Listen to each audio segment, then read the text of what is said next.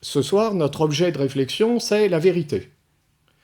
Et plus précisément, le titre que j'ai choisi pour cette conférence, c'est « L'exigence de vérité ». Donc, pour bien préciser l'objet dont il est question, j'ai indiqué que nous allions porter notre réflexion sur le domaine scientifique. Ça indique tout de suite que par vérité, évidemment, on n'entendra pas quelque chose qui est de l'ordre de la véracité. Vous voyez, la véracité, c'est la vérité entendue, comme le fait de ne pas mentir. Vous voyez, quand je ne mens pas, lorsque je ne trompe pas celui à qui je m'adresse, en lui disant ce que je crois ne pas être, lorsque je ne mens pas, quand je dis la vérité, je suis dans un domaine qui n'est pas celui de la science, là. Je suis dans un domaine qui est celui de la morale. La vérité, en ce sens, c'est l'absence de mensonge. Donc là, c'est le domaine moral, c'est pas le domaine scientifique. D'ailleurs, un discours porteur de vérité au sens moral du terme, si je dis quelque chose qui est vrai, au sens où je ne mens pas, ce que je dis ne s'accorde pas nécessairement avec le réel. Il est possible qu'en ne mentant pas, je dise quelque chose qui soit en désaccord avec le réel. C'est possible. On trouve sous la plume de Kant un bel exemple de ça. Lorsqu'il aborde la question de la vérité, alors là, justement, son domaine, lui, c'est la véracité, dans le domaine moral. Lorsqu'il aborde la question de savoir si on a le droit de mentir, et qu'il ferraille en quelque sorte avec la position de Benjamin Constant, qui, lui, soutient la légitimité du mensonge dans certaines situations sociales, Kant fait remarquer qu'il faut déjà s'entendre sur la question de savoir de quoi on parle. Si, par exemple, un ami est pourchassé par un assassin, que mon ami se réfugie chez moi, et que l'assassin me demande où est mon ami, dois-je dire la vérité ? Je peux mentir. D'ailleurs, je vais mentir, évidemment. Est-ce que ça veut dire que le mensonge sera vertueux ? Certainement pas. D'ailleurs, si je mens et que je dis à l'assassin « Mon ami, il s'est caché, je l'ai vu monter les escaliers, il était à l'étage, il est parti dans cette direction. » Il est possible, sans que je le sache, que mon ami, pendant que j'étais au rez-de-chaussée, soit sorti par la fenêtre et ait pris précisément cette direction. De sorte qu'en mentant à l'assassin, j'ai indiqué à l'assassin la bonne direction. Mon ami sera donc victime de mon mensonge. Donc, la véracité, c'est-à-dire le fait de ne pas mentir, n'est pas synonyme de vérité au sens où la vérité serait un accord avec la réalité. Or, ce qui nous intéresse lorsqu'on parcourt le domaine scientifique, ça n'est pas la vérité comme véracité, c'est précisément la vérité comme accord avec la réalité. Le scientifique, ce qui l'intéresse, c'est de tenir un discours qui dit quelque chose du réel. Autrement dit, notre scientifique cherche quelque chose qui touche à la vérité, puisqu'il cherche à dire quelque chose qui s'accorde avec le réel. Théorie scientifique n'a de valeur scientifique que dans la mesure où cette théorie exprime une visée, une recherche de vérité. Ça ne suffit pas, hein. Une opinion, c'est-à-dire une pensée qui est énoncée comme ça, peut s'accorder avec le réel par accident, c'est possible aussi, et elle n'aura pas de valeur scientifique pour autant. Donc le scientifique ne veut pas simplement une vérité, il veut une vérité assurée. Donc ce qui compte, c'est autant la procédure que le résultat. Pour dire les choses simplement, et pour penser la science de manière générale pour l'instant, on peut dire qu'une pensée scientifique, c'est une pensée démontrée. Vous voyez, alors qu'une opinion commune, c'est une croyance. Je tiens pour vrai que, en tenant pour vrai que, peut-être que ce que je pense s'accorde avec le réel, c'est possible. Mais je ne peux pas l'établir, je ne peux pas le démontrer, je n'en suis pas assuré. Vous voyez ? Donc, on ne peut pas opposer comme ça la pensée scientifique à la fausseté. C'est plus compliqué. Il y a des pensées qui ne sont pas scientifiques et qui s'accordent avec le réel. Et une pensée scientifique, elle vise l'accord avec le réel. Donc il est bien possible que quelqu'un qui s'engage dans la voie de la démonstration, au terme de son parcours, établisse une pensée qui finalement s'accorde assez bien avec l'opinion commune. C'est possible. Alors, plus les sciences évoluent, d'ailleurs, dans leur complexité, dans la vision complexe du réel qu'elles nous proposent, moins leurs théories s'accordent comme ça spontanément avec nos opinions. C'est vrai. Mais, en droit en tout cas, une théorie scientifique qui prétend dire le réel, lorsqu'elle est démontrée, peut par ailleurs s'accorder avec l'opinion. Donc ce qui fait la singularité de la pensée scientifique, c'est l'art de la démonstration. Là, il y a quelque chose de singulier. Le scientifique, lui, cherche, enfin celui qui s'engage dans le domaine de la science, cherche à dire quelque chose du réel, mais il cherche à le dire d'une manière telle que ce qu'il dit soit assuré, que ce soit établi. Ce qu'il cherche, c'est une vérité sur laquelle il puisse prendre appui. Vous voyez, il ne veut pas prendre appui sur des sables mouvants. Quand on bâtit sa maison, on essaye de faire en sorte qu'elle ne s'appuie pas sur quelque chose qui est mouvant, sinon la maison va s'écrouler. Donc on cherche une pierre dure, quelque chose sur quoi on puisse prendre appui. Et c'est la démonstration, précisément, qui pourrait constituer ce point d'appui.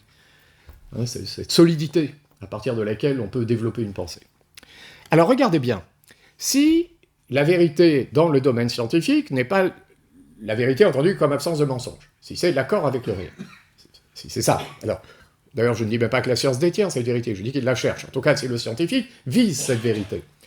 Vous voyez là que la science enveloppe 3 accords. Quand on pense la science, l'idée de science enveloppe 3 accords, 3 modalités d'accords. Le premier accord, je l'évoquais à l'instant. Une pensée scientifique, c'est une pensée qui cherche à s'accorder avec le réel. C'est un accord. C'est une harmonie, en quelque sorte, entre l'ordre des idées et l'ordre des choses. L'ordre des idées, c'est l'ordre des idées qui se succèdent dans le champ de la démonstration. Et si l'ordre des idées est adéquat au réel, si cet ordre des idées s'accorde avec le réel, alors le résultat obtenu est vrai. Donc, vous voyez, penser la vérité dans le domaine des sciences, c'est immédiatement penser déjà un premier accord, l'accord de la pensée avec le réel. Or, alors, là je vous invite à... Si ce que je dis s'accorde avec ce qui est, si je dis ce qui est tel que cela est, alors ce que je dis ne vaut pas seulement pour moi. Si je dis ce qui est tel que cela est, alors mon discours, porteur de vérité, vaut en droit pour tous les esprits. La vérité, disait Fichte, est le plus intime moyen de communication des esprits avec les esprits. La vérité est le plus intime moyen de communication des esprits avec les esprits. Vous voyez ? Si je parviens à produire une pensée qui s'accorde avec le monde, avec la réalité des choses, alors ce que je vais dire, c'est pas ce que je dis de mon point de vue, d'être singulier, qui énonce quelque chose qui ne vaudrait que pour lui, puisque c'est la réalité du monde que j'aurais dit dans ce cas de figure-là. Alors, l'accord de la pensée avec le réel implique l'accord de droit des esprits entre eux. Deuxième accord. L'accord de droit des esprits. Je dis de droit parce que, en fait, il peut arriver qu'une pensée étant énoncée, elle dise le réel, mais il peut arriver donc que cette pensée s'adresse à quelqu'un qui a la tête ailleurs, qui ne veut pas l'entendre, qui préfère rester piégé dans une idéologie, par exemple, auquel cas, l'accord de la pensée avec le réel ne produira pas un accord de fait entre les esprits. On est d'accord ? En fait. Mais en droit, si ce que je dis dit ce qui est tel que cela est, en droit, ce que je dis produit un accord entre les esprits. Bon, regardez, Galilée, on se rappelle un peu, il n'a pas eu un procès parce qu'il disait que la Terre était ronde, parce que les adversaires disent que... Il faut le rappeler à chaque fois, hein, parce que l'Église dit que la Terre est ronde, puisque la cosmologie de l'Église, c'est Ptolémée, qui reprend la cosmologie d'Aristote, qui nous dit que la Terre est ronde. Le problème n'est pas là. Bon, ensuite, il n'a pas été condamné à mort, il a renoncé à sa théorie, il est rentré à la maison. Enfin, ceci étant dit, ça a chauffé, enfin, le budget n'était pas très loin, hein. Donc, donc il y a eu un procès. Mais, donc il a perdu. Donc, le procès. Donc ça veut dire que l'accord de la pensée du scientifique avec le réel n'a pas produit un accord de fait des esprits entre eux. On est d'accord. Il a perdu. Ben, il a perdu, mais enfin aujourd'hui dans nos lycées, c'est Galilée qui a gagné. C'est comme Socrate. Socrate a été condamné à mort. Bon, il a perdu son procès. D'accord, il a perdu son procès. Ben oui, évidemment, le philosophe perd le procès. Ben, si son accusateur l'accuse de ceci, alors qu'il n'est pas ceci, et que les adversaires de son accusateur disent cela, mais qu'il n'est pas cela non plus, alors à ce moment-là, il a perdu le procès. Évidemment. Vous voyez ? La politique, c'est l'art de créer des coalitions face à un adversaire commun. La philosophie, c'est l'art de produire un discours qui vaut en droit pour tous les esprits. Pas tout à fait la même chose. Ceci étant dit, il y a une dimension politique de la philosophie, puisque cet accord de droit des esprits entre eux n'est pas étranger à l'harmonie dans la cité. Raison pour laquelle peut-être la philosophie est enseignée dans nos lycées. Peut-être pas totalement étranger à l'idée républicaine. Peut-être. Il faut toujours garder ça à l'esprit. ceux qui nous ont précédés n'étaient pas tous des crétins. Hein. On a tous des idées géniales et tout, mais il est possible que parmi ceux qui nous ont précédés, il y en avait qui avaient des idées qui méritaient d'entrer dans le monde. Bon, on tourne un peu, on se dit, ah oui, mais pourquoi c'est en terminale, et pourquoi c'est pas en première, pourquoi c'est pas... Non, c'est peut-être pas là par hasard. C'est peut-être une signification de réfléchir ce que c'est que la culture avant de quitter le lycée, une fois. Comme en philosophie, dès qu'on parle d'une chose, on parle de tout. Si on le fait 2 fois, on va faire tout 2 fois. À ce moment-là, si on fait ça, on va en classe préparatoire. Donc, c'est pas fait par hasard. Donc, il y a quelque chose dans le procès de Socrate qui dit ce que l'accord de droit des esprits entre eux. Bien sûr, Socrate perd son procès, mais il a gagné. Pour l'instant. Pour l'instant, hein. Si, là, j'évoque devant vous la pensée de Socrate en étant le plus fidèle possible à ce qu'on peut en savoir, compte tenu de ce que Platon nous en dit notamment, puisque Socrate n'a jamais écrit, si je fais cet effort-là, peut-être que d'une certaine manière, Socrate, là, sort de la tombe. Là, juste là. Ah oui. Et oui, parce que si jamais j'arrive à reproduire quelque chose qui est assez fidèle à la pensée de quelqu'un qui, il y a 25 siècles, a énoncé ça, à ce moment-là, il se passe dans mon esprit très précisément ce qui s'était passé dans le sien. Il sort de la tombe. Hein. La culture, c'est triompher de la mort. Il faut s'y mettre à plusieurs. Seul, on triomphe de rien. Il faut s'y mettre à plusieurs. C'est pour ça qu'une culture, ça s'inscrit dans une durée, nécessairement. Donc là, nous faisons sortir Socrate de la tombe tous les jours, quand on s'y prend pas trop mal dans une classe de philo. Mais on peut décider que ça va s'arrêter. On peut le renvoyer dans la tombe. Enfin, celui qui est attaché à la vie est attaché à la culture, évidemment.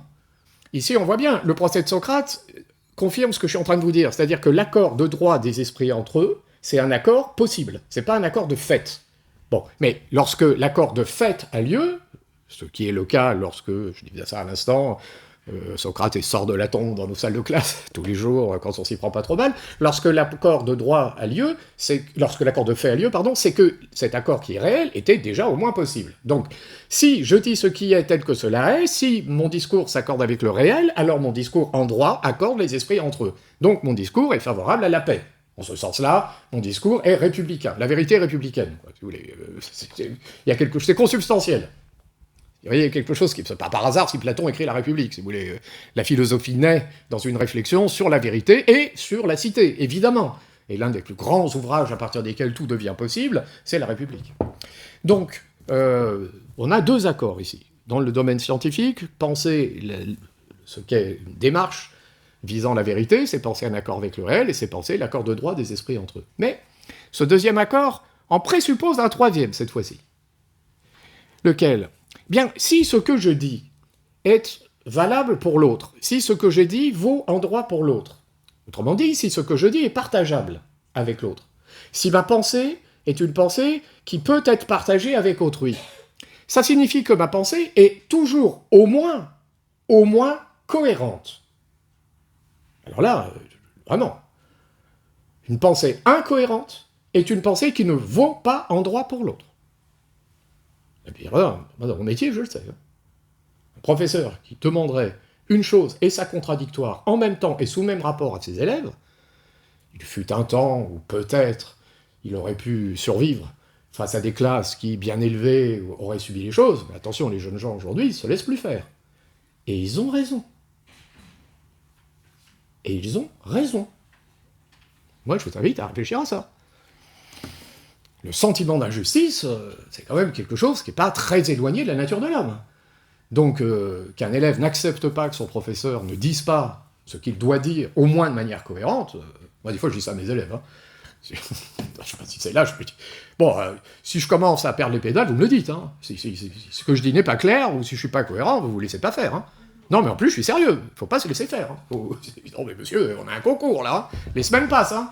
Si au bout de 2 mois, on n'a toujours rien compris, c'est quelque chose qui ne va pas. Donc, l'accord de la pensée avec le réel implique l'accord possible des esprits entre eux. Et pour que l'accord des esprits entre eux soit possible, ça suppose que le discours tenu s'accorde avec lui-même, c'est-à-dire soit un discours cohérent. Accord avec le réel, accord des esprits entre eux, accord de l'esprit avec lui-même. Voilà. Là, on est en train de réfléchir la nature de la vérité dans le domaine scientifique. Accord avec le réel, accord des esprits entre eux, et accord de l'esprit avec lui-même, la cohérence. Si Aristote est l'inventeur de la logique, comme science de la pensée formellement vraie, c'est-à-dire de la pensée qui s'accorde avec elle-même, c'est pas par hasard.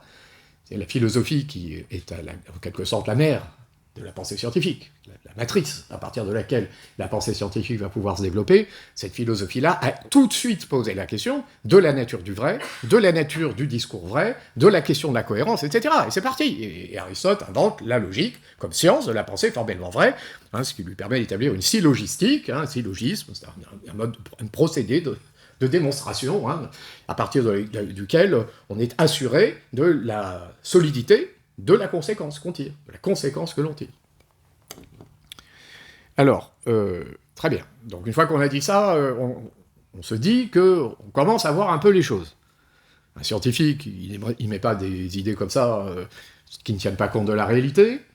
Il travaille à accorder les esprits entre eux, autrement dit, il est quand même bon que sa pensée soit publique. La pensée scientifique est une pensée publique. C'est l'usage public de la raison. Et ça, c'est un droit fondamental. L'exercice que je fais de ma raison, moi, dans mon métier de professeur, c'est l'usage privé de la raison. C'est la distinction de Kant. C'est l'usage que je fais de ma raison dans une institution. Il y a un programme, il y a un concours, on prépare un concours. Donc j'ai envie de parler de ça aujourd'hui, non. Tu es là pour ton cours, c'est moi qui fais mon cours. Personne ne fait mon cours. C'est moi l'auteur. On est d'accord, il y a un programme. Donc il faut qu'à l'arrivée, mes étudiants soient formés. Ça, c'est l'usage privé de la raison, en fait. Même si je suis dans l'institution publique, moi je suis professeur de la République. Mais peu importe, c'est un usage privé. Après, là, ce soir, je vous parle, ça, c'est l'usage public de la raison. Là, c'est autre chose. Là, je peux me lâcher un peu, si je veux. Mais en fait, j'observe qu'il n'y a pas de grande différence entre les deux lorsque je le fais, peut-être parce que l'usage public de la raison est parfaitement conforme à l'usage privé de la raison lorsque cet usage privé se développe dans une institution républicaine. Bon, à ce moment-là, il n'y a plus de problème. Et il y a un accord, puisque c'est toujours la raison qui est à l'œuvre. Donc là, ce que je suis en train d'évoquer, c'est le sentiment que là, on tient bien les choses. On commence à bien tenir les choses. Le scientifique vise à s'accorder avec le réel, il produit une pensée publique. Un scientifique, par exemple, il publie, il y a une publication. Et puis, quand il a publié, ce qu'il a dit doit pouvoir être testé en laboratoire par le gars qui est à l'autre bout du monde, chacun cherchant à établir d'ailleurs qu'il s'est trompé. C'est l'objectif. Ça m'énerve, il a trouvé un truc avant moi, je vais essayer d'établir qu'il s'est trompé, etc. Bon, c'est le monde de la science, en fait. Bon. Mais même en philosophie, une théorie philosophique a vu le jour, immédiatement, elle a des adversaires. Immédiatement. D'ailleurs, ce qui donne le sentiment aux non-philosophes que tout ça, c'est des opinions, une espèce de champ de bataille avec des opinions dans tous les sens. Pas du tout. Non, mais pas du tout. Ça n'est rien d'autre que l'exigence philosophique du libre examen de ce qui nous est proposé. Donc, ça fait raille, nécessairement. Donc c'est public. La philosophie est un usage public. C'est public. Sous la douche, on est tous des génies. Mais sous la douche, on fait le monde. Il n'y a aucun problème. Moi, sous la douche, je vous règle le problème du Moyen-Orient. C'est réglé, on fait ça, et hop, sous la douche. Mais dans le réel, ça marche pas. Ça marche pas. Non, la réalité, elle résiste. Ce que d'ailleurs un pléonasme. Réel, ça veut dire... ça vient de res en latin. La chose, ce qui a donné résister, résistance. Donc ça résiste. Et la pensée, dans le domaine scientifique, c'est-à-dire dans ce domaine qui, par la démonstration, cherche à établir une vérité, c'est-à-dire une pensée qui s'accorde avec le réel, qui permet en droit aux esprits de s'accorder entre eux, et qui suppose un accord de la pensée avec elle-même, cette démarche-là est publique. Voilà, c'est une démarche qui renvoie à un exercice de la raison dans le champ de la cité. Bon, donc très bien, on commence à cerner le truc. Oui, mais, il y a un problème là. Et le problème, regardez bien, c'est que tout ce que je viens de dire repose sur un présupposé. Tout ce que je viens de dire repose sur l'idée d'un accord avec le réel. Mais c'est quoi le réel? Quand on éclaire le réel, on éclaire quoi? C'est quoi la réalité? J'ai dit tout à l'heure, le réel, c'est ce qui résiste. Bon, mais là, je pourrais me dire à moi-même, mais c'est déjà une thèse. Ça, c'est déjà une thèse. Après tout, peut-être que le réel, c'est tout mou. Pourquoi tu dis que ça résiste? Parce que tu te cognes partout. Mais c'est peut-être une illusion, peut-être c'est tout mou, le réel. Il faut qu'on réfléchisse ça. En fait, pour penser la vérité, et plus précisément l'exigence de vérité, il faut passer par une réflexion sur ce que c'est que le réel. C'est-à-dire ce qui constitue l'objet du discours vrai. Vous voyez, parce que le discours vrai n'a pas de réalité substantielle, en fait, il n'a pas de consistance, s'il n'a pas d'objet. Alors son objet, on va me dire, c'est la réalité. Bon, c'est quoi la réalité? De quoi tu parles? Tu parles de quoi quand tu parles du réel? Alors je vais vous soumettre une première hypothèse, puis on va regarder ensemble. Et on va voir. Elle est stimulante.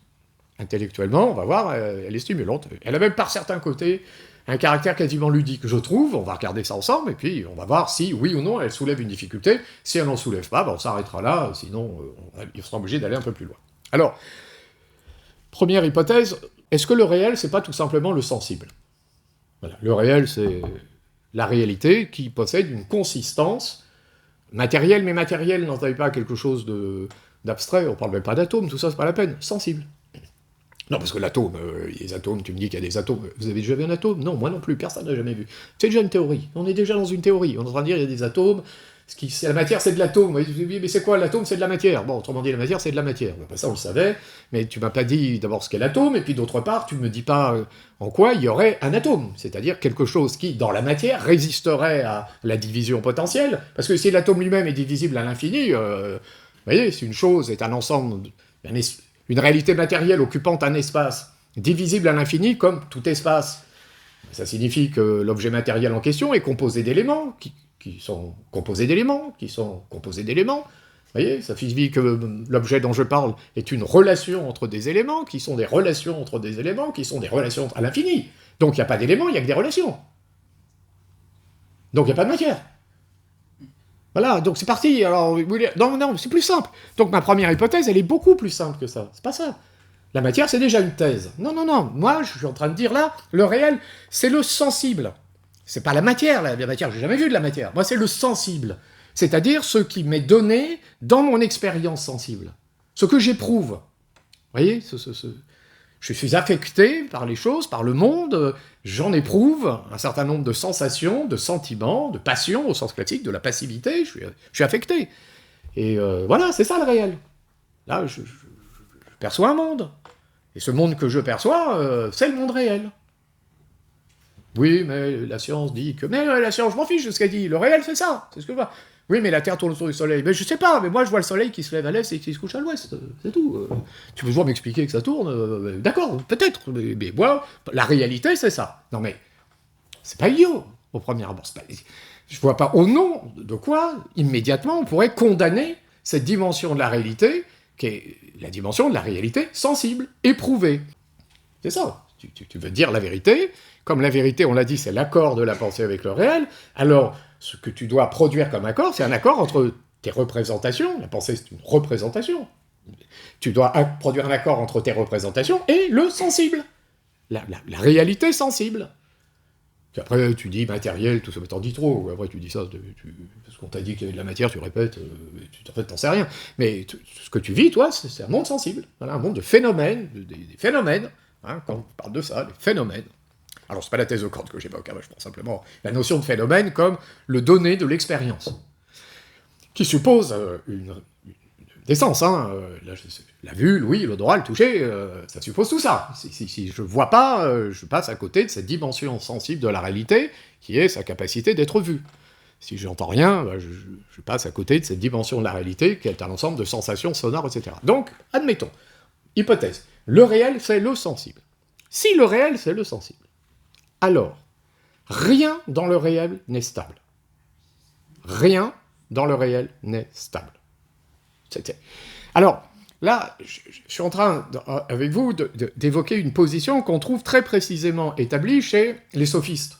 C'est-à-dire, c'est ces intellectuels de l'Antiquité grecque, contemporains de Platon, détenant des écoles payantes, dans lesquelles ils forment la jeunesse aristocratique à des carrières juridiques et politiques. Donc, ici, ce qu'on est en train de dire, c'est que la position qui dit que tout est sensible, c'est la position des sophistes, qui sont contemporains de Platon, autrement dit, qui sont d'emblée confrontés à la pensée philosophique. C'est une espèce de relation qu'on trouve immédiatement. Donc le sophiste, c'est ça. Pour lui, tout est sensible, et donc le sensible est mouvant, et donc quand tu veux t'accorder avec le réel, par l'esprit, tu vas produire un accord qui devra lui-même être mouvant, puisque si l'objet se meut, d'une manière ou d'une autre, change. Il faut que ta pensée change, puisque... Je pourrais prendre une formule qu'on trouve chez Héraclite. Alors Héraclite, c'est un philosophe présocratique qui n'est pas un sophiste, mais il avait une conception du réel qui pourrait être utilisée ici. Héraclite a une belle formule qui est devenue fort célèbre. Héraclite dit « on ne se baigne jamais deux fois dans le même fleuve ». Alors ça, c'est une métaphore, la métaphore du fleuve, qui exprime très bien ce qu'on est en train de dire. Le fleuve s'écoule, donc je me baigne dans un fleuve. Je sors du fleuve, je me baigne, c'est plus le même fleuve. Mais attention, c'est plus le même fleuve, mais c'est plus non plus le même moi. Puisque le moi qui s'est baigné n'est plus le moi qui se baigne à nouveau, puisque le moi qui se baigne à nouveau, c'est le moi qui s'est baigné, plus au moins le souvenir du moi qui a précédé. Ce qui n'est plus déjà tout à fait le même moi. Donc si c'est pas le même fleuve, et si c'est pas le même moi, et si le réel c'est ça, vous comprenez bien que l'accord de la pensée avec le réel n'a rien de stable, n'a rien de fixe. Par conséquent, il faut penser ici la vérité comme une espèce de flux, de mouvement permanent et de changement, sans jamais de fixité, sans jamais aucune stabilité. Bon, autrement dit, ce qui est vrai un jour est faux le lendemain. Ce qui est faux un jour sera vrai le lendemain. Et cette fluidité du réel, là, il résiste pas beaucoup le réel quand même. Là. Vous voyez ce que je suis en train de dire là? Il a plus de consistance le réel. Oui, tout à l'heure vous disiez le réel ça résiste et tout. Non mais ça c'est des trucs de métaphysiciens. Non, ça vous êtes perdus là. Et non, pas du tout, le réel, c'est tout mou, puisque ça change tout le temps. D'ailleurs, comme ça change tout le temps pour moi, pour ma sensibilité, mais ça change tout le temps pour chacun, selon sa sensibilité. De sorte que non seulement ce qui est vrai pour moi un jour sera peut-être faux demain, mais ce qui est vrai pour moi un jour ne l'est pas nécessairement pour l'autre qui me fait face. Vous voyez, là, on rencontre, alors pour le coup, un sophiste, là c'est plus Héraclite, c'est Protagoras. L'homme est la mesure de toute chose. L'homme est la mesure de toute chose, entendez ici l'homme sensible. C'est-à-dire, c'est la sensibilité de chacun qui détermine la représentation que chacun a de la réalité. Et c'est la sensibilité de chacun qui doit être le critère à partir duquel on peut juger de la validité d'un discours. Donc si je dis ce que je sens, comme je le sens, alors ce que je dis est vrai, puisque je le sens. Mais demain, je le sentirai différemment. Donc ce que j'aurais dit la veille sera faux, mais c'est pas grave. Donc j'aurai à formuler à nouveau autre chose, de manière à dire à nouveau ce que je sens, etc. Donc ici, vous avez compris, on a affaire à une théorie qui affirme l'impossibilité d'une vérité universelle en droit. Donc, l'accord de la pensée avec le réel. C'est l'accord de la pensée avec quelque chose qui fluctue. Mais, puisque ça fluctue en moi, en l'autre, entre nous, partout, toujours, alors l'accord de la pensée avec un réel qui fluctue ne garantit pas un accord de droit des esprits entre eux. Et, puisque le réel fluctue, puisque ce qui est vrai peut en même temps être faux, l'accord de l'esprit avec lui-même n'est pas requis autant que ça, finalement. Là, j'ai tout perdu. Si le réel, c'est ça, l'accord de la pensée avec le réel ne veut pas finalement dire grand-chose, sinon l'expression d'une opinion, c'est-à-dire de ce que j'éprouve à un moment donné, compte tenu d'une expérience singulière qui est la mienne. Et l'accord de la pensée avec le réel ne produit en rien quelque chose qui est de l'ordre d'une espèce d'universalité d'un discours qui vaudrait en droit pour tous. Vous voyez? Et alors, la cohérence. Ça, alors là, c'est vraiment... Moi, je suis le sophiste, ça, c'est des trucs de philosophe, là. Pourquoi être cohérent? Oui, mais vous avez dit tout à l'heure que le professeur doit être cohérent avec ses élèves et tout. Mais pas du tout. Mais pas du tout. Moi, je m'y prends très très bien. Moi, j'arrive à dire n'importe quoi, il me suit, hein. Mais c'est pas moi qui parle, hein. Et c'est ça que dira le sophiste. Il va dire, mais c'est pas grave. Moi, je suis un séducteur. Donc, si par l'art que je maîtrise, l'art de la parole, je parviens à séduire mon auditoire, je parviendrai à produire un accord de fait entre les esprits. Il n'y a pas d'accord de droit, c'est vrai. Mais il y a un accord de fait, possible. Un accord de fait. Et l'accord de fait entre les esprits ne sera rien d'autre qu'un accord de fait produit par la capacité que j'aurai de produire un discours qui s'appuiera sur une espèce de plus petit dénominateur commun entre nos sensibilités diverses. Vous voyez? Si j'arrive à faire ça, à ce moment-là, mon art de la rhétorique ou mon art de l'éloquence produira un accord de fait entre les esprits. C'est ça la sophistique. Et à ce moment-là, j'aurai du pouvoir. Voilà, j'aurai du pouvoir grâce à ça. Je vais pouvoir, par la parole, engendrer cet accord qui me conférera une puissance sur les esprits, hein, qui fait rêver tous les sophistes. Donc, il n'est pas contradictoire de dire que la cohérence n'a pas de valeur et de dire qu'on peut avoir des écoles. Si dans les écoles on apprend ça. Si dans les écoles on apprend un art de l'éloquence dont la finalité est seulement de persuader. Voilà, tu apprends à persuader. Si tu persuades Oui, mais c'est pas vrai. Mais ça n'a aucune importance, puisque le réel est fluctuant. Lâche-toi. Just do it. Be yourself. Vas-y. Tu dis n'importe quoi, ça n'a aucune importance. Ce qui est important, c'est comment tu vas dire les choses d'une manière à ce que l'autre te suive. Ça, c'est important. Voilà, ça, c'est important. Vous avez compris que nous étions dans le domaine scientifique, et que là, nous entrons de plein pied dans le domaine politique. Vous avez compris que l'art du sophiste, c'est un art de la persuasion, qui a une fonction liée au pouvoir, à l'exercice du pouvoir dans la cité. Et vous avez compris aussi que le sophiste a du pouvoir là où, dans le domaine politique, la parole est maîtresse. C'est-à-dire en démocratie. C'est dans la démocratie que les sophistes sont comme des poissons dans l'eau. Raison pour laquelle, dans une république digne de ce nom, qui veut se protéger des sophistes, il n'y a pas de citoyenneté sans école, qui précisément apprend une pensée scientifique qui met en garde contre les sophistes. Vous voyez ? En fait, ce que je suis en train de décrire ici, c'est une espèce d'art de la prise de parole publique dont on trouve l'expression dans le domaine de, je sais pas, la démagogie. Vous voyez, je vais dire ce que l'autre veut entendre, et puis avec ça, ça va marcher. Ça va marcher très bien. Bon, donc, regardez bien ce que je suis en train de dire. Je suis en train de dire que la position sophistique qui nous intéresse là, parce qu'elle est, alors on la prend au sérieux, c'est une thèse portant sur le réel. Philosophie, vous savez, c'est toujours ça, se contraindre à prendre toujours le paquet. On prend pas des bouts, on prend le paquet. Si le réel, c'est le sensible, il faut tout prendre. On prend tout. On commence pas à dire, oui, je prends ça, mais je prends le réel, c'est le sensible, mais je prends pas, ça bouge. Ah ben non, si c'est sensible, ça bouge. Oui, mais alors je prends, ça évolue tout le temps, mais il y a comme une vérité universelle. Ah ben non, si ça évolue tout le temps, il n'y a pas de vérité universelle. Bon, alors, je prends, il n'y a pas de vérité universelle, mais je dis la parole publique. Bah, si tu dis ça, tu dis la parole publique, on s'en fiche, tu dis ce que tu veux, puisqu'il n'y a pas de vérité universelle. Le tout, c'est que tu persuades. Donc, la théorie sophistique, qui est une vision du réel, cette théorie, elle fonde une pratique. Vous voyez, puisqu'elle établit un art, l'art de la persuasion. Elle fonde aussi une pratique pédagogique. C'est une pratique pédagogique, hein, c'était les professeurs. Ils avaient des écoles payantes. Ah bah oui, le sophiste cherche quelque chose qui est de l'ordre de la monnaie sonnante et trébuchante, évidemment. Bah, il maîtrise un art. Si je t'enseigne l'art de dominer les autres, il faut que tu me payes pour ça. Bon, donc on a une thèse. Après, on va discuter tout ça. Mais on a une thèse. D'une certaine manière, si on s'arrête là, elle a l'air cohérente, vous voyez ?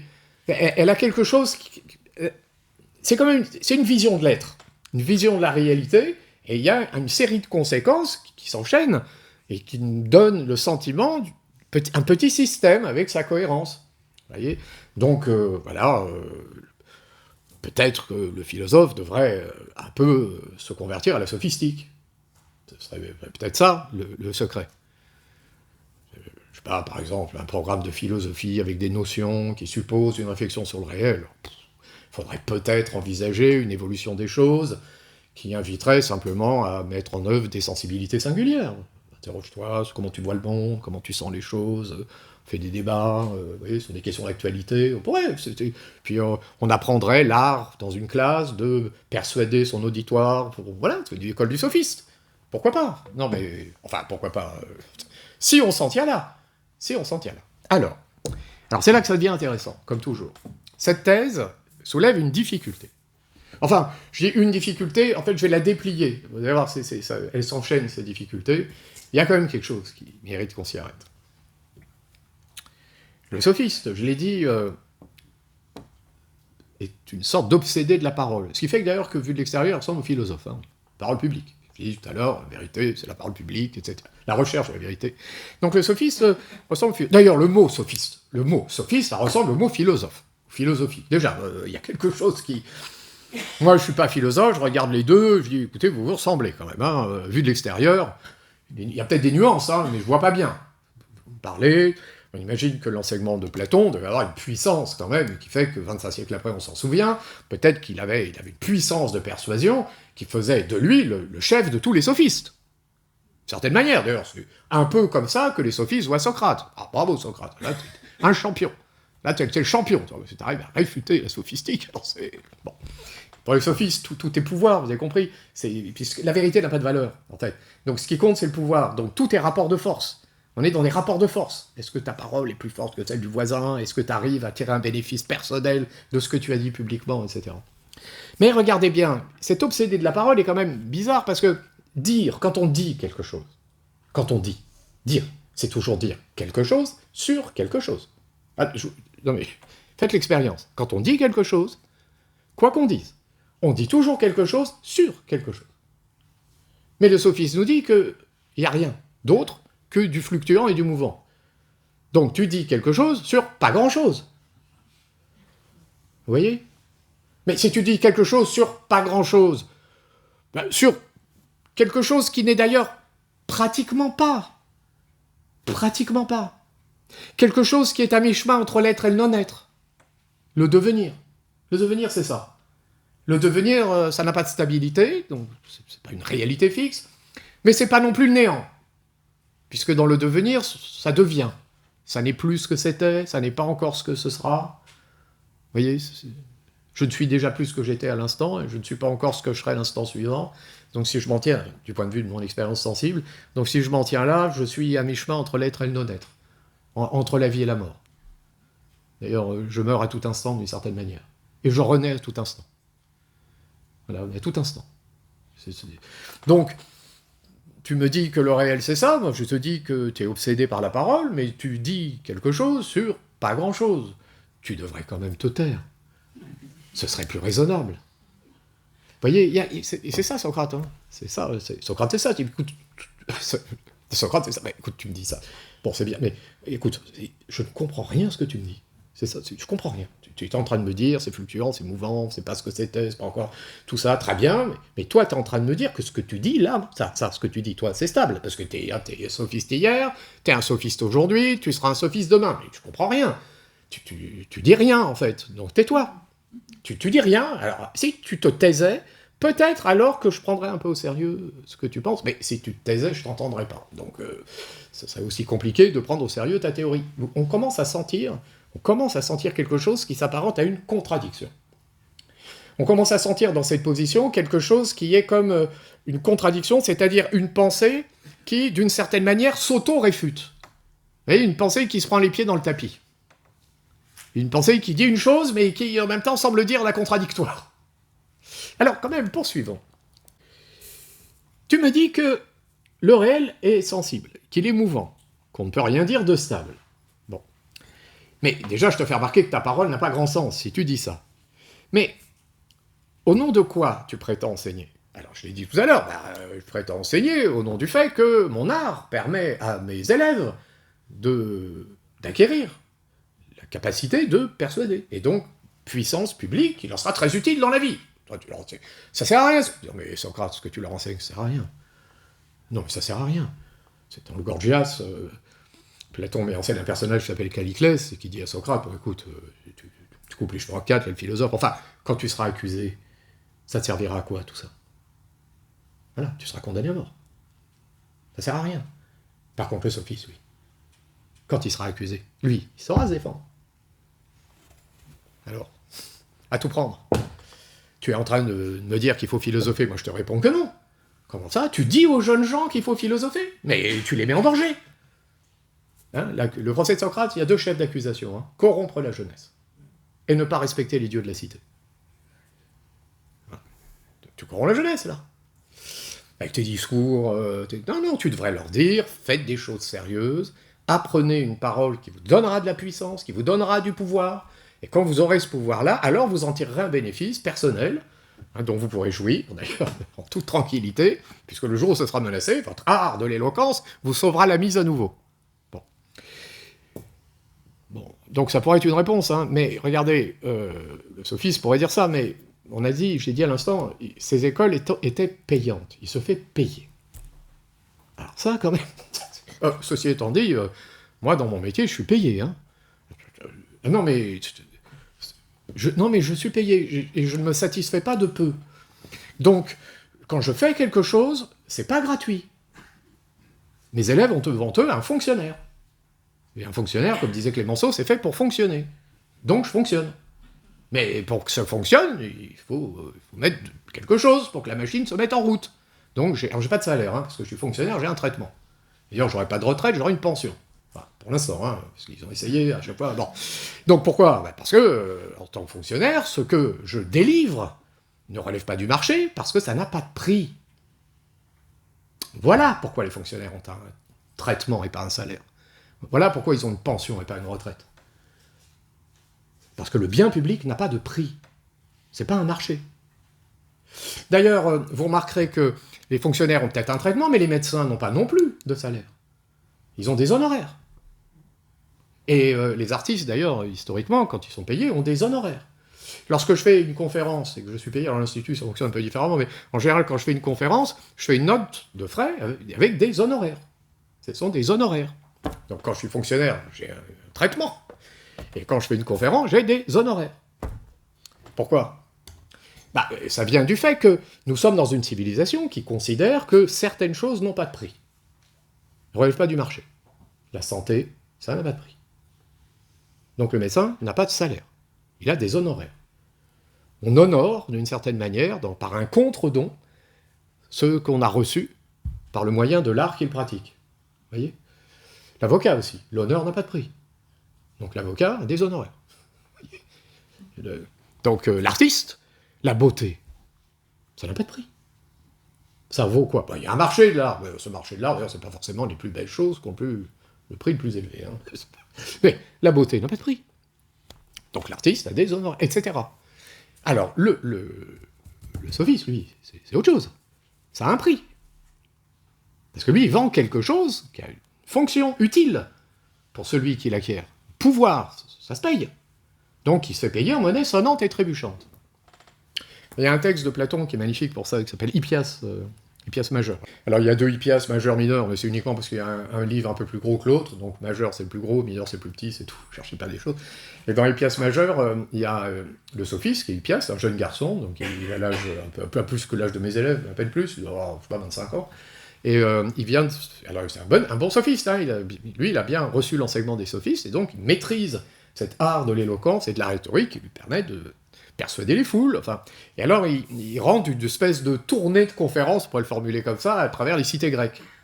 Donc il va dans une cité, il offre ses services, et il est payé pour ça. Et les parents envoient les jeunes gens, ils envoyaient les jeunes gens, ils payaient une somme, donc il facturait à l'époque. Et alors il revient à Athènes et il rencontre Socrate, et il est content, hein, il a les poches bien pleines, il est content, alors Socrate lui dit alors, ça s'est bien passé? Ah, ça s'est bien passé, j'ai bien gagné, alors, bonne somme d'argent. Mon père était un peu inquiet parce que la rhétorique, tout ça, mais là maintenant il va être rassuré, il va voir que je gagne bien ma vie. Alors Socrate, ah oui, c'est bien, Hippias. Mais alors, j'aimerais bien comprendre, mais pourquoi il te paye? Alors, il me paye, les parents envoient les jeunes gens pour qu'ils reçoivent un enseignement. Mais oui, mais toi, sophiste, tu dis que tout se vaut. Tu me dis qu'il n'y a pas de vérité universelle. Tu me dis que rien n'a de valeur. Donc pourquoi ils te payent? Qu'est-ce que tu leur donnes? Parce que si tu leur vends du vent, et qu'en contrepartie de ce vent, tu touches quelque chose en monnaie sonnante et trébuchante, t'es un voleur. T'es un escroc. Ah non, Socrate, t'emballes pas. Bon, je paraphrase le texte, hein, c'est pas... Non. Mais t'emballes pas, Socrate. Mais si, je leur vends quelque chose. Mais qu'est-ce que tu leur vends? Je leur vends... vous comprenez bien, il ne va pas leur dire, je leur vends la vertu, parce qu'il n'y a pas de vertu. Le vrai des uns, c'est le faux des autres, le bien des uns, c'est le mal des autres. Il ne leur vend pas ça. Bon, il leur parle la vérité, puisque le vrai des uns, c'est le faux des autres. Il leur vend quoi? D'ailleurs, la vérité, il n'a pas de prix. Le bien non plus. Donc, il ne devrait rien vendre. Donc, qu'est-ce qu'il leur vend? Hippias dit, je leur vends des beaux discours. Voilà pourquoi ils me payent. Les parents envoient les enfants pour entendre auprès de moi de beaux discours. Alors ça, c'est... Ah bah Socrate. Ah bah alors ça tombe bien. Parce que j'ai rencontré un étranger qui m'a demandé ce qu'était la beauté. Alors moi, je sais que je ne sais rien, je ne sais pas, hein, mais il m'a demandé ce qu'était la beauté, et je dois dire que je suis resté sans voix. Parce que quand on me demande ce qu'est la beauté, vraiment, j'ai du mal à éclairer la chose. C'est vrai, hein, il y a des choses comme ça, quand on en parle, on se comprend, mais dès qu'on s'interroge sur la chose elle-même, ça nous échappe. Vous savez, plus tard, Augustin dira, c'est le temps, si je vous dis, il reste un certain temps pour finir notre travail du soir, on se comprend, mais si je pose la question, qu'est-ce que le temps, on reste sans voix. Vous voyez, si je dis j'ai conscience de ma présence ici dans le monde, je me comprends, on se comprend, mais si je me demande qu'est-ce que la conscience, je reste sans voix. Bon, la beauté, c'est un peu du même ordre. Si je dis ce paysage a une beauté extraordinaire, je me comprends, enfin, mais le terme beau lui-même, d'ailleurs, peut-on même définir la beauté? C'est compliqué, vous voyez. En tout cas, je ne dis pas pour autant qu'elle n'existe pas. C'est pas ce que je dis. Je dis en tout cas que si je veux en déterminer la nature aussi clairement et distinctement que je dis qu'un triangle a 3 côtés, et que la somme des 3 angles est égale à 2 droits, si j'essaye de dire la beauté avec ce même niveau de clarté et de distinction, j'y arrive pas. C'est tout, ça, je sais que j'y arrive pas. Mais toi, Hippias, mais toi tu dois y arriver, puisque tu leur vends des beaux discours. Toi, tu dois y arriver. Mais oui, alors, non mais moi je vous invite, hein, vraiment... la philosophie, si vous êtes là, c'est vraiment, elle ne vous laisse pas indifférent. Il faut vraiment lire les dialogues de Platon. Il y a des petits dialogues comme ça, Hippias, enfin petit par la taille. Vous voyez, Eutyphron, là, sur la religion, c'est quand même dialogue sur le fanatisme religieux, c'est l'actualité, hein, c'est vraiment... Et c'est des textes qui se lisent... alors, il faut s'accrocher un peu, c'est Platon, mais pas plus que ça jargonne pas, c'est des dialogues, vous voyez, c'est... Bon. Et, bon, alors... Tu vas me dire ce qu'est la beauté. Alors, Hippias, oui, Socrate, je vais dire... Bon, attends, écoute ton étranger. Écoute, c'est simple. Hein. Alors, qu'est-ce que la beauté? Alors, Hippias, la beauté, c'est simple. Écoute, tu lui dis, la beauté, c'est une belle jeune fille. Oui. Alors, une belle jeune fille est effectivement belle. Ça, on est d'accord. Mais il y a aussi des belles marmites. Ah, c'est Socrate. La question devient, qu'est-ce qu'il y a de commun entre une belle jeune fille et une belle marmite? Puisque ma question n'est pas qui est beau, ma question est qu'est-ce que le beau? Tu peux toujours multiplier les exemples de ce qui est beau, en me parlant d'une jeune fille, tu as raison, tu pourrais me parler aussi d'un beau paysage, tu pourrais me parler d'une belle pensée, d'accord, mais la question n'est pas celle-là, la question n'est pas qu'est-ce qui est beau, mais ce qu'est le beau. Et là, c'est autre chose. Donc vous voyez bien, c'est ça la sophistique. À l'arrivée, Hippias vend du vent. Donc d'abord, on disait que dire, c'est toujours dire quelque chose sur quelque chose. Or, le sophiste nous dit que quand il dit quelque chose sur pas grand-chose, puisqu'il dit quelque chose sur une réalité qui est à peine une réalité, quelque chose de fluctuant, de mouvant, quelque chose qui est à mi-chemin entre l'être et le non-être. Maintenant, on voit qu'il pratique son art dans un domaine qu'il prétend monnayer. Et alors on vient de voir qu'on ne comprend pas comment on peut monnayer ce qui n'a en fait aucune valeur, puisqu'il vend du vent. On a souvent, en pensant ça, déduit que Platon condamnait les marchands. Vous voyez, c'est pas ça, il ne condamne pas les marchands, il condamne les voleurs. C'est pas tout à fait la même chose. Là, il ne reproche pas aux sophistes d'être un marchand, il reproche aux sophistes d'être un voleur. Après, que les marchands n'aient pas à occuper tout l'espace de la cité, c'est autre chose. Mais ils ont un espace à occuper. Tout l'espace, c'est peut-être trop. Mais un espace, c'est bien.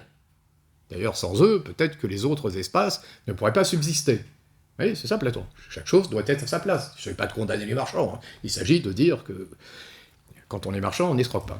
Et puis une fois qu'on est marchand, on a la place du marchand. La place du marché, c'est bien pour les marchands, c'est bien. La salle de classe, je ne suis pas convaincu que c'est le bon endroit. Vous voyez, donc, sinon, pour prendre une métaphore, c'est un peu comme si le garde-manger envahissait toute la maison. C'est bien, dans ta maison, maintenant on n'a plus de garde-manger, hein, je prends une métaphore, maintenant il y a des frigos, des trucs, vous avez encore l'image du garde-manger, vous savez, c'est l'espace où on mettait les victuailles, les aliments, les choses, puis un peu avec le sel, les choses. Bon. Donc le garde-manger, il a une place dans la maison. Mais s'il envahissait toute la maison, on aurait, je sais pas, du saucisson sous les matelas, du camembert dans le salon, vous voyez, là on se dit, ça va pas. Donc une maison bien tenue laisse le garde-manger à sa place. Et bien une cité bien tenue laisse les marchands à leur place. Marchand, c'est le garde-manger. Et on en a besoin. Et quand je dis ça, il n'y a dans ma parole aucun mépris pour les marchands. Vraiment. Mais une certaine irritation à l'égard de ceux dont l'arrogance est telle qu'ils prétendent occuper tout le terrain. C'est autre chose. Et si chaque chose est à sa place dans la cité, il faut des gens pour produire, des gens pour échanger, des gens pour orienter l'avenir de la cité, pour gouverner, des gens pour protéger la cité, des gardiens, des militaires, etc. Donc la République de Platon, c'est ça. C'est une réflexion sur les places dans une cité et ce que c'est qu'une cité bien ordonnée. Mais si je prends la figure du sophiste, vous voyez bien, lui, il dit rien sur rien. Enfin, il dit plein de choses sur pas grand-chose. Il prétend vendre ça au nom d'une beauté dont il ne peut pas lui-même nous dire en quoi elle consiste. Donc il y a quelque chose qui ne va pas du tout. Ah, on continue. On continue. Non, parce que là, on a une belle théorie quand même. Moi, j'adore la sophistique, parce que là, on peut s'amuser philosophiquement. Là, mais vraiment, c'est-à-dire que là, on voit ce que c'est que la pensée philosophique. C'est une exigence, au moins, de cohérence, c'est ce qu'on a dit. De cohérence. Tu me parles, toi qui es un sophiste, tu me parles. Donc tu prétends que je vais t'écouter. Pourquoi pas? Donc tu prétends que ce que tu dis, ça vaut pour moi. Très bien. Donc tu prétends produire un accord entre moi et toi. Très bien. Mais moi, j'observe que tu t'accordes pas avec toi-même. Donc tu vas commencer par t'accorder avec toi-même, et quand tu auras réglé ce problème, tu reviens vers moi et on discute. Voilà, ça c'est Socrate. C'est tout. Tu t'accordes avec toi-même. Moi, j'observe, Hippias, que ce que tu dis ne s'accorde pas avec ce que tu dis. Et tu prétends que je dois te suivre. Vous voyez, la philosophie, tout à l'heure je disais en introduction, compte tenu de la violence qui règne dans le monde, il y a des moments où il faut se dire à soi-même qu'il ne faut pas obliquer. Il y a des moments où il faut... Un républicain, il n'oblique pas. Et la philosophie, elle enseigne ça. Tu n'obliques pas. Tu commences pas à dire je prends des petits bouts de trucs dans tous les sens, c'est pas vraiment cohérent, mais malgré tout, je le tiens quand même. Non, c'est exigeant. C'est pas forcément douloureux. Encore que Hegel dira, tout ça requiert une patience. La patience, la douleur et le travail du négatif. Bon, c'est-à-dire, il faut être un peu patient pour aller au bout de la chose. C'est douloureux, enfin disons que ça suppose un travail. Il faut y aller. Vous voyez, enfin, mes élèves le savent, hein. Il faut faire des gammes, il faut faire des dissertations, il faut bien... Mais les élèves de prépa, ils viennent tous les samedis matins, ils planchent, ils font des devoirs, c'est une douleur, enfin, c'est un travail. Donc il y a quelque chose qui est un peu douloureux, mais on n'est pas toujours content de le faire. Mais on est tellement content de l'avoir fait. Ça, c'est autre chose. Il y a des choses comme ça qu'on n'aime pas faire, mais on est tellement heureux de les avoir faites. Donc faisons-les, et puis après on pourra peut-être jouir du résultat. Et le travail du négatif, le travail du négatif, c'est ce qu'on est en train de faire, c'est-à-dire on discute. Voilà, la philosophie, c'est ça, on discute. Et le sophiste, lui, ignore ça, puisque son discours, c'est un discours qui consiste en une espèce d'affirmation, et ensuite dans une espèce d'art. Et encore, j'ai employé le mot art, bon, je trouve que, d'ailleurs, en disant art, je lui prête déjà une vertu que, me semble-t-il, il n'a pas. Parce que ce que pratique le sophiste ressemble plus à une routine, vous voyez, qu'à un art. La routine, c'est ce qu'on pratique de manière un peu mécanique, parce qu'on a observé que ça marchait, et puis on va le répéter un peu, vous voyez, on le répète comme ça, c'est une routine. Voilà, et puis... Alors, vu de l'extérieur, d'ailleurs, la routine donne un sentiment d'une certaine efficacité. Le gars qui fait une chose par routine. Bon, l'art, c'est pas ça. L'art, c'est pas ça. L'art, c'est déjà un savoir-faire, qui suppose donc un savoir, c'est-à-dire un esprit, faire, c'est-à-dire un corps, sans quoi on peut rien faire. C'est-à-dire une confrontation au réel, et puis ensuite, le réel, il se plie pas toujours à ce qu'on voulait faire, donc il va falloir se donner des règles, les appliquer, et surtout, les ajuster, parce que ça marche jamais tout à fait comme prévu. Est-ce que la politique est un art ? La politique, ça marche jamais, c'est pas par hasard. C'est peut-être parce qu'il y a une résistance de la personne humaine qui est telle qu'il va falloir ajuster en permanence. Le sophiste, il ajuste rien du tout. Il ajuste rien du tout, il a sa routine, la démagogie, ça va, c'est quand même pas le bout du monde. C'est quand même moins difficile que l'art de la dissertation que pratiquent mes étudiants. Franchement, vous voyez, si je m'adresse à une foule en disant « vous êtes merveilleux, vous êtes les plus beaux », c'est un peu plus facile. Bon, après, il faut une certaine éloquence, c'est vrai, mais ça s'apprend. C'est comme un acteur, on peut apprendre le truc, puis je dis ce que l'autre a envie d'entendre, et puis c'est bon. Il y a des chances quand même que j'obtienne un certain succès dans l'auditoire. C'est possible. C'est possible. Enfin, c'est plus que possible, d'ailleurs, avec à l'observer. C'est comme ça que ça marche. Donc, la sophistique ne requiert pas, de ce point de vue-là, de grands efforts. C'est peut-être pas un art, c'est ça. Art, c'est beaucoup trop en dire. C'est une routine. D'ailleurs, le sophiste, on voit bien, tout est dans l'apparence, vous avez vu, il a l'air de dire la vérité, mais c'est que des faux semblants, enfin, c'est du paraître, il a l'air de maîtriser un art, mais c'est qu'une routine, il a l'air d'ailleurs de maîtriser la foule. Alors oui, mais on pourrait dire tout de suite, tu maîtrises rien du tout, puisque tu te soumets au désir de la foule. Donc en fait, c'est la foule qui te domine, en plus, donc tu as l'impression, mais tu domines rien du tout. Le jour où d'ailleurs tu fais un petit écart, ça va se retourner contre toi, fais attention, hein. Ça risque de chauffer pour toi. Donc il va falloir que tu t'adaptes en permanence au désir de la foule. Donc qui est l'esclave ? C'est toi qui es esclave de la foule. Bon d'ailleurs tu t'adresses aux foules, oui mais c'est ça, donc tu es l'esclave de la foule. Un républicain ne s'adresse pas aux foules, il s'adresse au peuple. Et le peuple n'est pas une foule, c'est pas une somme d'individus juxtaposés. Alors ah oui, alors en plus il faut parler au peuple, ah oui, alors le peuple c'est une unité, donc... Ah oui, il faut réfléchir, c'est ça. Vous savez qu'il y a d'authentiques républicains qui ont su faire écrire leurs discours. Ce qui est d'ailleurs très bien. Puisque le sophiste, lui, il n'a pas besoin de faire écrire ses discours, puisque c'est sophiste. Donc l'authentique républicain peut faire écrire ses discours, c'est très bien. Il n'est rien d'autre que le porte-parole de la raison. Eh ben, très bien, on y va. Oh, c'est pas toi qui l'as écrit, aucune importance. Je dis pas qu'il suffit de faire écrire son discours pour être un républicain, hein. C'est pas ça. Je dis simplement que le discours public qui cherche une certaine tenue, qui s'adresse non pas à la foule mais au peuple, peut faire appel à une certaine compétence extérieure pour écrire de beaux discours, pour le coup, de beaux discours. C'est-à-dire des discours qui s'adressent à la raison et non pas simplement à la sensibilité. Bon, on sent quand même que tout ça est très contradictoire. Mais il y a encore pire. On n'est pas au bout, hein, parce que le sophiste nous dit que la vérité est relative, puisque le réel est fluctuant, et que ce qu'on dit, même si c'est vrai un jour, ce sera faux le lendemain. Il nous dit que ce qui était faux hier peut être faux aujourd'hui, que ce qui est vrai pour les uns peut être faux pour les autres, enfin que l'homme étant la mesure de toute chose, finalement, il y a autant de vérité en droit qu'il y a un individu, et même autant de vérité en droit qu'il y a de moments dans l'existence d'un individu. Autant dire que la vérité n'est pas. Enfin, il n'y a pas de vérité, c'est une illusion. Je cherche une vérité, c'est... D'accord. Mais, voilà ce qu'on pourrait dire aux sophistes. Toi qui dis ça, toi qui dis qu'il n'y a pas de vérité, tu prétends que ton discours, qui dit qu'il n'y a pas de vérité, est vrai. Non? Eh oui, c'est le problème. Tu me dis qu'il n'y a pas de vérité. Donc tu affirmes qu'il est vrai qu'il n'y a pas de vérité. Tu me dis qu'il n'y a pas de vérité universelle. Mais tu me dis par là même que, pour tout le monde sans exception, il est vrai qu'il n'y a pas de vérité universelle. Ou, pour dire les choses plus simplement, tu es en train d'affirmer haut et fort qu'on ne peut rien affirmer. Ou tu es en train de dire qu'on ne peut rien dire. Donc, voilà, on retrouve ce que j'évoquais tout à l'heure, c'est-à-dire un discours qui, en réalité, n'a aucun sens. Ça n'a aucun sens.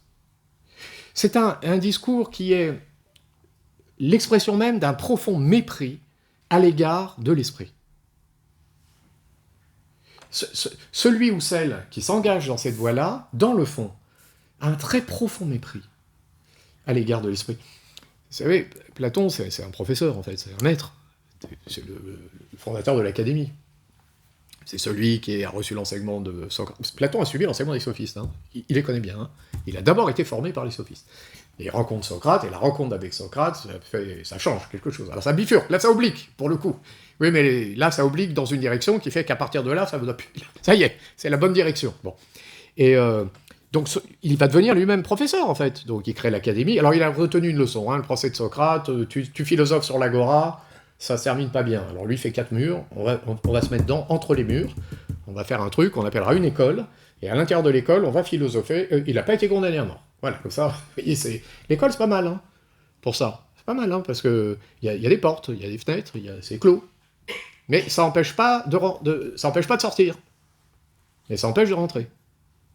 Enfin, ça n'empêche pas de rentrer les élèves. Sauf quand ils bloquent les lycées. Mais ce qui est embêtant, non pas pour ceux qui bloquent les lycées, qui après tout expriment, quand ils sont les plus grands, certaines citoyennetés si on veut, mais enfin c'est quand même embêtant pour les plus fragiles qui, eux, étant bloqués à l'extérieur, n'accèdent plus à ce qui leur permettait de se cultiver, ce qui fait que les meilleurs, quand on débloque, s'en sortent toujours, là que les plus fragiles, eux, vont être pénalisés. Bon, mais ça... Mais le lycée qui fonctionne n'empêche pas les élèves d'entrer, évidemment, mais seulement les élèves et les professeurs. Personne n'entre. Et si on veut rentrer, il faut montrer patte blanche, comme on dit, il faut être sûr, vous voyez. Donc l'école, ça empêche de rentrer. Mais ça n'empêche pas de sortir. Ça n'empêche pas de sortir, hein. Moi, mes élèves sont pas enfermés. Bon, surtout les miens, les élèves de prépa, ils sont là volontairement. Alors, en plus de cela, ils sont là, ils ont choisi. Hein. C'est un choix. Donc, mais la porte est ouverte, on peut sortir.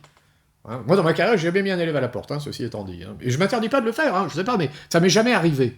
Mais pourquoi ? Parce que la salle de classe, elle est ouverte. C'est pas de problème. De toute façon, si t'es là, on va regarder plus près. Tu crois que t'es là sans raison, on va regarder ensemble, tu vas voir. En fait, tu le sais pas bien, mais tu veux être là, en fait. On va réfléchir ensemble, on va regarder. Bon. Un jeune esprit ne peut pas ne pas être sensible, ça n'existe pas. Après, nous, le temps passe et tout. Mais eux, non. Tous. Ils ont un âge, ils sont plus là, pas encore ailleurs. Ce qu'on est en train de dire, c'est... Ils savent de quoi on parle. Tout de suite. Pour ça, philosophie, 17 ans, lycée, terminale, très bien. C'est bien vu. Hein. Là, c'est juste là C'est la bonne fenêtre de tir. C'est le moment où l'inquiétude, là, par la métamorphose même du corps qui a précédé, est déjà là. Le corps, hein, un enfant, puis c'est un adolescent, puis hop, ça y est, c'est parti. Qu'est-ce que c'est? Pourquoi je suis là? Puis il faut pas aller le titiller, hein. J'ai pas demandé d'exister. Hein. J'ai pas demandé d'exister. Hein. Donc, c'est les ados, vous savez, c'est... Bon. Et puis d'un seul coup, il devient élève, et puis étant élève, il est confronté à un discours qui l'élève au-dessus de tout ça. Bon. Donc, ici, on retrouve, dans le cadre scolaire, quelque chose, c'est comme une ambition platonicienne. On a une école, et dans l'école, on peut philosopher, comme les sophistes. Mais en proposant un enseignement qui n'est pas celui de la sophistique. Un enseignement qui se donne pour objet autre chose que le sensible. Parce que, regardez bien, alors, là, on va déboucher sur la science. Parce que pour l'instant, vous l'avez compris, il n'y a pas de science dans ce que j'ai dit. Le début, si, j'ai réfléchi les trois accords, etc., j'ai essayé de penser ce que c'est qu'une pensée scientifique, mais dès que je me suis engagé sur cette idée que le réel se résumait au sensible, c'est fini. On est parti dans une direction où la science était morte. Et l'exigence de vérité? Mais de quelle vérité? La seule exigence qui tient, c'est l'exigence de la reconnaissance de la diversité des vérités, de la diversité des opinions. Aujourd'hui, d'ailleurs, il y a certains qui vous parlent de vérité alternative. Il y a un monde alternatif. Voilà, on en voit quelques-uns, hein, en ce moment. Les mondes alternatifs... Bon, donc c'est des mondes alternatifs. Je te trouve d'ailleurs assez intolérant de ne pas accepter mon monde alternatif dans lequel il y a des complots, où il se passe des trucs. Vous voyez, c'est ça, c'est mon monde. T'es qui, toi, pour me dire que c'est pas la réalité? C'est ma réalité. Ouais. C'est ça, le monde des sophistes. Donc l'exigence de vérité, une ouverture à l'égard de la diversité des opinions. Sans critères, sans rien. Tout se vaut. Tout est du même ordre. C'est le fatras. C'est la disparition de l'unité. Il n'y a pas d'accord de la pensée avec le réel, puisqu'il n'y a presque plus rien. Il n'y a pas d'accord de la pensée avec la pensée des autres. Et puis l'esprit lui-même entre, on vient de le voir, dans les contradictions insurmontables. On a tout perdu. Mais ce détour-là est absolument nécessaire pour penser la science. Alors regardez bien. Ce qu'on vient de voir là, c'est que l'affirmation selon laquelle le réel est le sensible est une affirmation qui conduit à des thèses contradictoires. Si je résume, hein, si j'affirme que le réel est le sensible, je suis conduit inéluctablement vers une pensée qui entre en contradiction avec elle-même. C'est ça qu'on vient de dire. Hein. Une pensée, si le réel c'est que le sensible, c'est que ça, il n'y a rien. Alors, ma pensée entre dans des contradictions insurmontables. Au début de mon propos, je disais, si je dis ce qui est tel que cela est, alors ce que je dis vaut en droit pour tous les esprits. Et là, je suis en train de dire que si je dis que le réel c'est le sensible, alors ma pensée entre dans des contradictions insurmontables. Donc ma pensée ne vaut pas en droit pour les esprits, autre que le mien. Donc ce que je dis est faux. Alors là, c'est vraiment, on laisse une petite seconde de méditation. Si je dis que le réel c'est le sensible, je suis confronté à une position qui ne tient pas, une position qui est fausse. Ça signifie que la contradictoire de cette position est nécessairement vraie. La contradictoire. Le principe d'une contradiction, c'est qu'on ne peut pas être et ne pas être en même temps et sous le même rapport. On peut être et ne pas être en même temps et sous des rapports différents. Je suis là et je ne suis pas là, ça dépend des points de vue. C'est vrai. Ou je ne suis là aujourd'hui, je ne serai pas là demain. Mais en même temps et sous le même rapport, je suis là. Ou je ne suis pas là. Et la disjonction, là, elle est exclusive. Hein. Ça ne peut pas être l'un et l'autre en même temps sous le même rapport. Bon. Donc, si une thèse est fausse, sa contradictoire est nécessairement vraie. S'il est faux que je sois là, alors il est vrai que je ne sois pas là. Et si je ne veux pas ça, je reviens à ce qui précède. C'est-à-dire à des contradictions insurmontables. Alors, tirons la conséquence de ça. La thèse qui dit le réel c'est le sensible est une thèse qui conduit à des contradictions insurmontables. Sa contradictoire est donc nécessairement vraie. Par conséquent, le réel n'est pas réductible au sensible. Par conséquent, le réel n'est pas réductible au sensible. Alors ça, c'est Platon. C'est génial. Le réel n'est... On ne dit pas qu'il n'y a pas de sensible, il y a, bien sûr. Mais le réel n'est pas réductible au sensible. Autrement dit, si la sophistique s'auto-réfute, comme on vient de le montrer, ça signifie qu'il y a dans le réel quelque chose qui possède une consistance, quelque chose qui résiste, quelque chose qui demeure sous le changement. quelque chose qui demeure sous le changement. Tout à l'heure, je vous disais, bon, alors, si tout n'est que sensible, le moi n'est plus ce qu'il était, n'est pas encore ce qui sera, vous voyez? Si je raisonne comme ça, et si le moi n'est que ça, en fait, je suis en train de mourir en permanence. Je meurs sans cesse. Le moi sensible qui est là, à peine est-il là que déjà il n'est plus là. Donc ma vie, c'est la mort. J'ai pensé à ça. Ma vie, c'est la mort. Jusqu'à la mort ultime, qui sera la disparition définitive de mon être, mais ma vie, c'est déjà... Mais même, je crois que je suis vivant, mais je suis déjà mort. Enfin, en tout cas, à tout instant, je meurs. Et ma vie n'est rien d'autre qu'une succession de morts. Je ne suis plus l'enfant que j'étais, je ne suis plus l'adolescent que j'ai été, je ne suis plus, et je ne suis pas encore. Ah, alors heureusement, il y a ça qui va me ramener à la vie, pas du tout. Une fois que c'est déjà plus là. Donc, si le réel a une consistance, et si donc mon être, ma réalité possède une consistance, ça veut dire que bien sûr, il y a quelque chose en moi qui meurt sans cesse. Mais il y a aussi quelque chose en moi qui demeure. Autrement dit, il y a quelque chose en moi qui, à tout instant, triomphe de la mort. À tout instant. Peut-être alors que triompher de la mort, d'ailleurs, c'est pas attendre l'au-delà. Triompher de la mort, c'est vivre maintenant. Si, en moi, quelque chose résiste au changement. Vous voyez? Ça, c'est Platon. Le philosophe ne pense à rien moins qu'à la mort. Et sa méditation est une méditation de la vie. Alors Nietzsche dira, Platon, c'est l'obsédé de l'au-delà, la mort. Regardons de plus près. Si le sophiste dit quelque chose qui ne tient pas, quelque chose qui est incohérent, si il dit quelque chose qu'on ne peut pas retenir, alors on se tourne nécessairement vers la contradictoire de ce qu'il dit. Et on affirme alors qu'il y a dans le réel quelque chose qui n'est pas fluctuant. Non, bien sûr le fleuve coule. Bien sûr le moi empirique, le moi sensible évolue. Mais il y a quelque chose qui ne change pas. D'ailleurs, la langue française est magnifique pour ça, parce qu'il y a un terme en français qu'on retrouvera sous la plume de Descartes ou de Spinoza, enfin dans les traductions, c'est substance.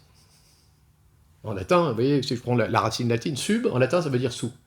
Et stare, ça veut dire rester. Substare. Il y a quelque chose qui reste sous.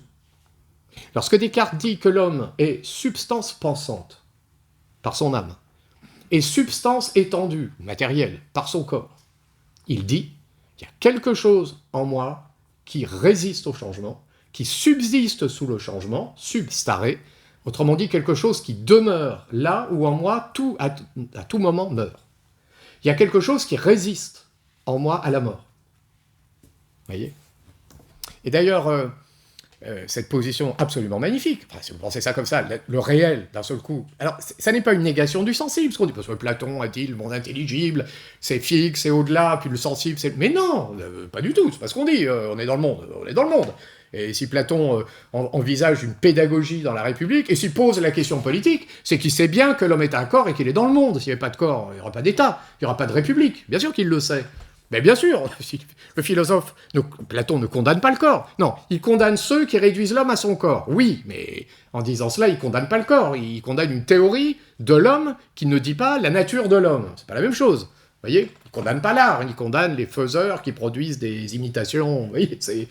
Ah oui, Platon a condamné les artistes, il a condamné le corps, il condamne. Il a fait autre chose que condamner aussi. Vous voyez, ce qu'il critique, ce sont des théories. Donc, cette belle idée que le réel ne se réduit pas au sensible n'est pas synonyme d'une négation de la valeur du sensible. C'est pas ce qu'on dit. On dit pas il faut mépriser le corps. C'est pas ça. C'est pas ce qu'on dit. Mais on dit il y a quelque chose qui transcende, mais pas au-dessus, mais à l'intérieur. Quelque chose en moi qui transcende ce que je perçois de moi. Il y a quelque chose en moi qui est au-delà de ce que je sens en moi, qui est soumis à ce changement permanent, qui est synonyme d'une mort incessante, répété sans cesse. Quelque chose qui subsiste. Socrate est venu au monde, puis Socrate est un enfant, puis Socrate est un adolescent, puis Socrate va vieillir, puis il boit la ciguë. C'est jamais le même Socrate. Oui, mais c'est toujours Socrate. Il y a quelque chose qui a subsisté, qui a résisté au changement. Parce que, regardez bien, si le sophiste avait raison, alors, si je dis à quelqu'un, je jure de te dire la vérité, et si le lendemain, je lui mens, ça signifie que j'ai rien fait de problématique, puisque le moi qui a juré n'est pas le moi qui a menti. Donc ça veut dire que non seulement on a perdu la vérité, la science, l'exigence de vérité, mais on a perdu la véracité, dont on a dit tout à l'heure qu'elle n'était pas notre objet, mais là pour le coup on la voit réapparaître, c'est-à-dire tout s'écroule, aussi bien le vrai, mais le bien, et puis le beau. Parce que alors évidemment, s'il y a quelque chose qui va être relatif, évidemment le beau, alors ça, c'est la victoire des sophistes, hein. Le beau est relatif, c'est une question de point de vue, etc. Oui, peut-être, personne n'a jamais dit que le cosmos était laid, hein. Personne, hein. Donc il y a peut-être quelque chose qui se maintient dans le changement, il y a peut-être quelque chose qui résiste, vous voyez, simplement à ce sentiment de fluctuation, d'évolution. Personne n'a jamais dit que le plafond de la chapelle Sixtine était laid, personne. Oui, c'est question de civilisation, c'est pas sûr, hein. Un cadre chinois, il fait le tour du monde pour aller à Rome, quand il va regarder le plafond de la chapelle Sixtine, il va pas dire « Oh, mais c'est beau pour les Européens et pas pour moi. » Donc il sait bien que c'est beau, d'ailleurs ils le savent très bien. Hein. Alors, ceci étant dit, quand un jeune chinois apprend à jouer du bac, il dit pas... D'ailleurs, la Chine n'est un pays marxiste, hein. Au passage, Marx, c'est l'Allemagne, hein, donc c'est l'Europe. Donc ils vont pas dire... Non, non, méfions-nous, hein. Les relativistes, c'est pas là-bas, hein, c'est chez nous, hein. Parce que là-bas, je prends tout, il n'y a aucun problème. Les mathématiques, je prends. La science, je prends. Pas de problème, je prends tout. Platon aussi. Oui, je perçois l'universel dans votre truc. Ça veut pas dire que je suis un démocrate, hein, c'est pas ce que je dis. Mais si vous voulez, si je reviens à mon expérience, je sais bien qu'il y a des choses qui résistent au changement. Ou en tout cas qui méritent parfois de résister, hein, parce que les œuvres d'art, elles sont sujettes à la culture qui va les protéger. Ça, c'est autre chose. Il faut vraiment les protéger, parce que s'il y a quelque chose qui subsiste, ça subsiste aussi grâce à nous. Alors si on veut restaurer Notre-Dame, il faut faire très attention de ne pas y mettre le feu. C'est ça que je veux dire. Alors, tu restaures pas, tu fais rien, tu laisses. Tu vas laisser vieillir tout doucement, ça va un peu s'écrouler au bout de 500 ans, mais si tu restaures pour y mettre le feu, il y a quelque chose qui n'a pas marché quelque part. Ou alors peut-être que tu vis dans un monde qu'il est incapable de conserver quoi que ce soit. Possible aussi. Peut-être aussi que tu ne vois pas qu'il y a des choses qui méritent d'être conservées, puisqu'il y a des choses qui méritent de subsister, de se maintenir à travers le changement. Et ça s'appelle une civilisation, ou ça s'appelle une culture, mais pas une culture au sens d'une fermeture avec des clôtures, etc. Non, c'est porteur d'universalité. Hein, ce que j'ai dit du plafond de la chapelle Sixtine, on pourrait le dire, je sais pas moi, du Taj Mahal. C'est absolument magnifique. C'est un monument où on trouve à la fois la culture musulmane, indienne, avec des formes qui ne sont pas totalement étrangères au jardin à la française, quand on voit enfin, c'est extraordinaire. On touche à l'universel. Oui, c'est pas une question de clôture, c'est pas ça. C'est pas ça dont on parle. Donc, la théorie qu'on est en train de penser ici, c'est autre chose qu'une théorie qui nous dit que tout est sensible. On est là dans la perspective de l'affirmation d'une dimension du réel qui résiste, une dimension du réel qui subsiste à travers le changement. Et alors, quand on a dit ça, évidemment, la science prend son sens. Il y a quelque chose qui peut être dit de quelque chose qui est stable, qui est fixe, qui résiste au changement. Vous voyez ? Alors le philosophe, lui, considérera par exemple que ce qui est stable, ce qui est fixe, ce qui résiste au changement, ça n'est pas telle ou telle caractéristique apparente de tel ou tel être, mais son essence, sa nature, ce qui fait qu'il est ce qu'il est. Raison pour laquelle il n'est pas mauvais pour de jeunes esprits de se cultiver en commençant par des éléments de géométrie. Parce que l'élément de géométrie t'apprend qu'il y a des choses qui subsistent sous le changement. Le triangle que j'ai fait au tableau, je t'ai fait un triangle avec un angle droit, on dira que c'est un triangle rectangle, bon, il n'est pas parfait, mais puis j'en fais un deuxième, puis un troisième, tu vois, mais je t'explique que le carré de l'hypoténuse est qu'à la somme des carrés des côtés adjacents. Ce que je te dis, ça s'applique à peine au triangle que j'ai fait au tableau, parce qu'il n'est pas parfait, mais ça s'applique à tous les triangles rectangles. Alors j'efface celui qui est au tableau, et puis il y en a nulle part dans le monde, et il n'y en a jamais existé. Et bien le théorème, il reste vrai. Parce qu'il porte sur une dimension de la réalité qui résiste au changement. Vous voyez ? Ce qui résiste au changement, c'est qu'un triangle ayant trois côtés, et si ce triangle possède un angle droit, alors, nécessairement, le carré de l'hypoténuse est égal à la somme des carrés des côtés adjacents. Donc, quelques éléments de mathématiques habituent l'esprit à envisager quelque chose dans le réel qui résiste au changement. Donc, les mathématiques ont quelque chose en elles de très profondément républicain. Évidemment. Puisque si quelque chose résiste au changement, alors l'accord de la pensée avec ce quelque chose engendre un accord de droit des esprits entre eux. C'est la paix. Et ça requiert un accord de la pensée avec elle-même. Ce qui n'est pas étranger mais à la sagesse. Donc, peu de mathématiciens et manquer de sagesse, c'est pas ça. Mais c'est peut-être la raison pour laquelle, au terme du parcours, il faudra que tu t'arrêtes et que tu réfléchisses à ce que tu as fait avant, pour prendre conscience que la culture que tu as reçue n'est pas totalement étrangère à la visée d'une réalité qui résiste au changement. Quelque chose qui mérite d'être conservé. D'ailleurs, c'est comme ça que Platon définit la connaissance. C'est quoi la connaissance? La connaissance, c'est ce qui mérite de ne pas être oublié. Voilà, c'est ça la connaissance. C'est ce qui mérite de ne pas être oublié. Et d'abord, ça suppose de maintenir dans l'être cette connaissance de génération en génération. D'une certaine manière, une entreprise comme l'école de la République est une entreprise qui triomphe de la mort. Vous voyez, c'est une entreprise de la vie, puisque ça maintient vivant ce qui mérite de ne pas être oublié. Ça, le prof est toujours un personnage un peu bizarre. J'étais élève, quand on est élève, c'est très très bizarre. Alors, il y a le prof de maths, puis il y a le prof de lettres, puis il y a le prof, ils sont chacun dans leur couloir, là. Puis, alors lui, il est sympa, lui, il l'est pas, lui, il est passionné, lui, il a l'air de s'ennuyer et tout, mais ils sont tous... Bon, ressouvenez-vous, c'est très bizarre la vie d'un élève, ils sont confrontés à toutes ces personnes-là qui sont tous en train de... On a envie de se dire. Puis alors, c'est même tellement inquiétant, vous devriez travailler ensemble, il faut mélanger tout. Vous savez, c'est l'obsession, l'interdisciplinarité. Mais non, mais le réel fait un truc qui change, qui est un peu plus... Mais non, justement, peut-être que chacun, dans son domaine, donne l'expérience à vivre de quelque chose qui résiste au changement, quelque chose qui mérite de ne pas être oublié. Pas le prof de lettres, passionné, je sais pas, par un texte de Victor Hugo, qui lirait ça avec ses élèves avec une certaine foi, pourrait donner le sentiment que ce texte qui a l'air un peu ancien, d'un type qui est mort, possède une texture, une consistance qui fait qu'il a résisté à la mort. Il est toujours là, enfin, si on le fait vivre. Donc, ici, on voit bien, il y a dans ce qu'on est en train de penser un rapport au réel qui fonde la science, qui fonde la possibilité de la science. Et la science n'a pas de sens si le réel est ce réel mouvant dont parlait le sophiste. La science n'a de sens que si le réel possède cette consistance que j'évoque à l'instant. Consistance qui n'a pas une dimension simplement intéressante dans le domaine scientifique, puisque je vous fais remarquer que ça a un intérêt aussi moral, ça a un intérêt politique, ça a un intérêt métaphysique, vous voyez ça. Et là, on comprend d'ailleurs les tensions qui peuvent exister entre la République et la religion. Non pas que la République condamne la religion, mais la République chasse sur les mêmes terres, en fait, puisqu'elle va chercher ce qui résiste. L'idée républicaine va chercher quelque chose qui résiste, qui demeure. Quelque chose qui a un peu de l'ordre de l'au-delà. Mais d'un au-delà qui est si bas. Mais c'est quand même un au-delà. C'est Pagnol qui met ça en scène de manière magnifique dans des romans. Vous savez, le petit village, il y a le prêtre, l'instituteur, le maire. Il y a trois légitimités. Alors, il y a l'autre, il est nommé par l'évêque. Bon, l'instituteur, il est nommé par le recteur. Donc, de toute façon, les deux, ils n'ont pas de légitimité démocratique, ni l'un ni l'autre. Et puis, le troisième, il est élu par ses ouailles, par le peuple, quoi. Voilà, chacun. Mais la tension, elle est entre l'instituteur et le prêtre. Chasse sur les mêmes terres. Vous voyez, bah oui, parce que l'instituteur aussi enseigne quelque chose qui mérite d'être conservé, un peu de mathématiques, etc., et qui a une dimension morale, qui a une dimension éthique, une dimension politique. Et la religion a aussi une dimension morale, éthique, politique, etc. Et en disant ça, je ne dis pas que la religion est condamnable, il y a de la place pour les deux, à condition que chacun soit à sa place. C'est l'idée de la laïcité, il y a de la place pour tout le monde, si chacun est à sa place. Il n'y a aucun problème, en fait. Il n'y a pas de problème entre la République et la religion.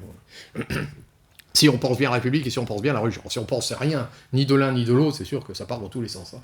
Mais si on y réfléchit bien, on dit, bon, finalement, ça s'articule très bien, tout ça.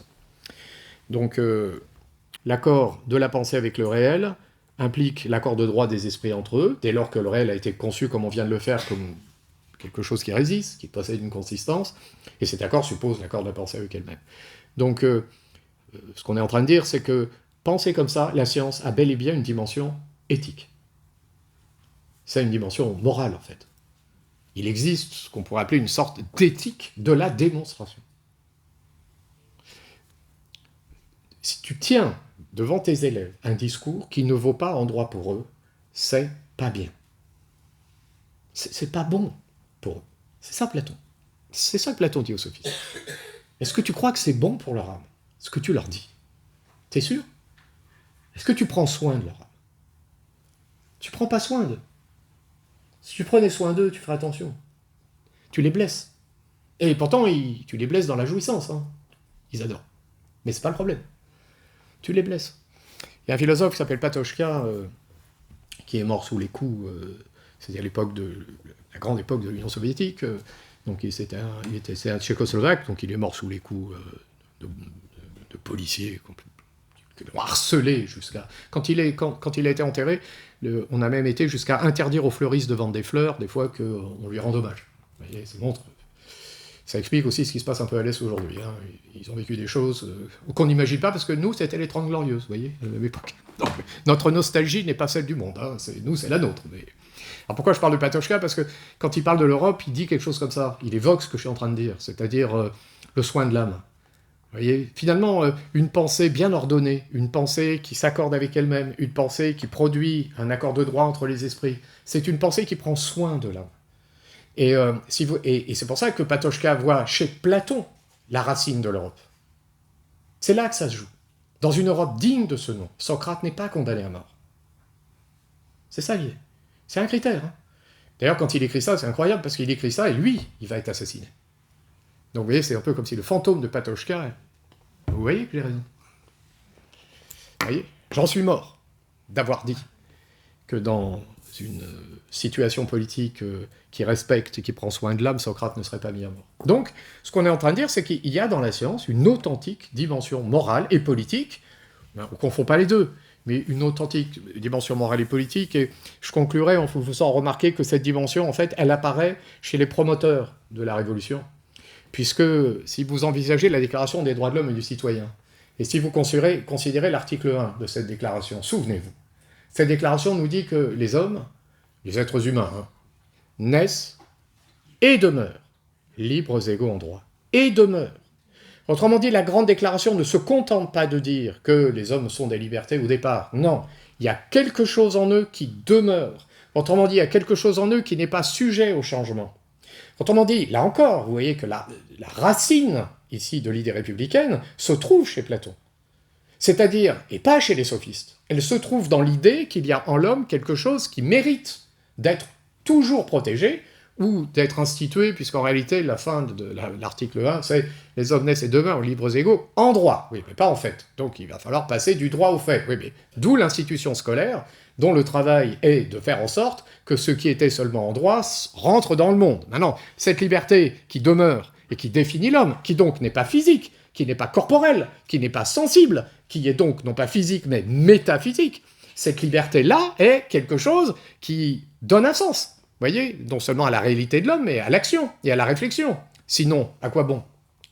Donc, bien penser la science, telle qu'on est en train de l'envisager là, c'est penser à un rapport, une modalité du rapport au monde qui n'est pas seulement scientifique en réalité. C'est bien un mode de rapport au monde qui est à la fois moral, politique, et peut-être même, mais ce sera pour une future conférence, esthétique. Voilà, je vous remercie de votre attention.